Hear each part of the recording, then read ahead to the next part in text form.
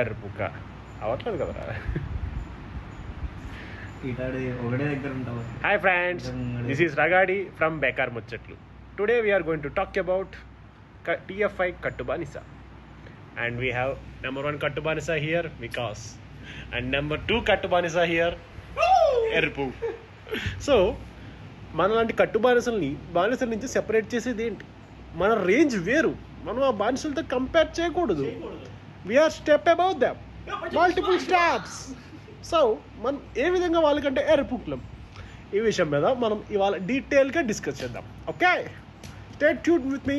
First మనం ఇదంతా మాట్లాడుకునే లోపు పోయి ఆ గంట బటన్ నొక్కేసి సబ్స్క్రైబ్ కొట్టండి ఫ్రెండ్స్. సో TFI బానిస అంటే ఇదిగో చూసారు కదా, ఇది బానిసత్వం అంటే. మనం ఏం చేస్తున్నాం, ఏం చూస్తున్నాం, టైం ఏంటి, సందర్భం ఏంటి, ఏముండవు. మనకు తెలిసింది ఒకటే, జై బాబు. చూసారు కదా, ఇది బానిసత్వం స్టేజ్ నెంబర్ 2. ఇక్కడ ఇంత ఇంపార్టెంట్ వర్క్ లో ఉంటే ఈ బానిస గడికి ఇది తప్ప ఇంకేం తెలియదు. నైట్ 11 అవుతుంది, ఓన్లీ 1 స్లోగన్, జై బాలయ్య. సో ఇది బానిసత్వం. ఈ బానిసత్వం స్టేజ్ ఎక్కడి వరకు ఉంటుంది?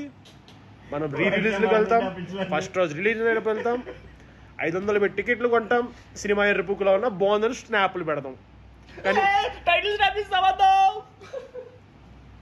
కానీ మనం కట్టుబానిస ఎట్లయినాం, ఇదన్నీ అందరూ చేస్తారు, మనం ఎట్లాగైనాం?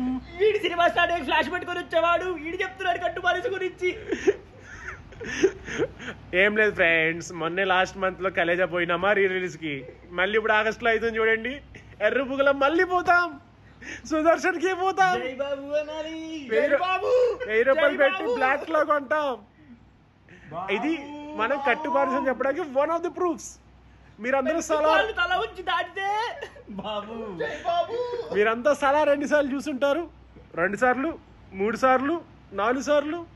నేను థియేటర్లోనే 10 సార్లు చూసిన.